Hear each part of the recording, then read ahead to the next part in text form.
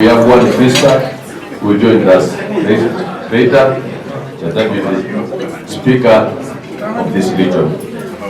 Your Excellency Governor, mine is to congratulate you for the success you have achieved and you have laid there, the ODM level.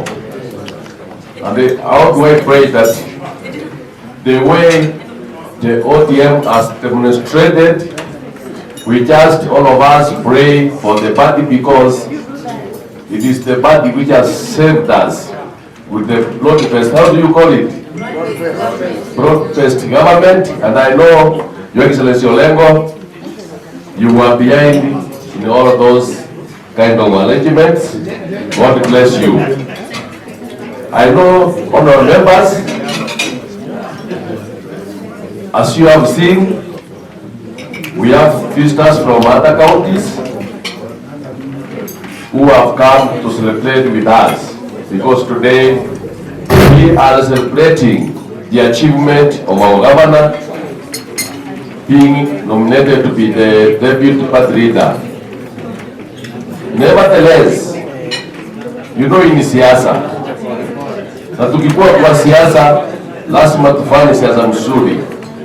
Vile mumeona from other regions, sisi tunapendana in Kisii, irrespective the party gani tuko nayo. Sisi sote ni watu moja, ni kitu moja. But I think now this is the time that we are like accepting, na naona kila mtu amekubali na tupatie governor tamu yake ingine 2027, ingine ikuja hapo baadaye. That is our prayer, all of us. Because I was talking with the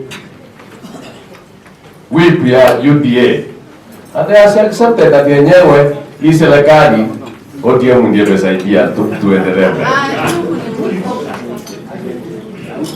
So na sasa kama wanasiasa, wote tuweke siasa kando, tusaidiane, tufanye kazi, so that at the end of the day, whatever will be achieved here in the Republic of Kenya itakuwa yetu yote, because ni sisi sote tutaachieve.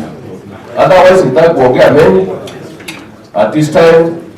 Nikubali nimuite tiji wetu na yeye akuja congratulate His Excellency Governor, amuite ndio na governor na yeye atuelekeze mengine kutoka.